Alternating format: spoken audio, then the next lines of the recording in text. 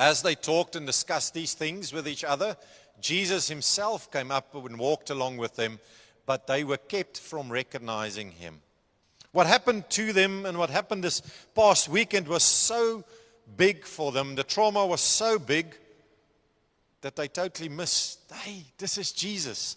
The one that they were crying about, the one that they saw dying, one would have thought, they would have said, it's Jesus, but they miss him. It happens to us as well that we often don't see Jesus in our situation because our situation becomes so much bigger and we forget how big our God is. And so I want to encourage you just on this point, when you feel like that, when there's trouble in your life or challenges in your life, just start saying that and praising him and saying how great is our God. He's so much greater than whatever can come against us.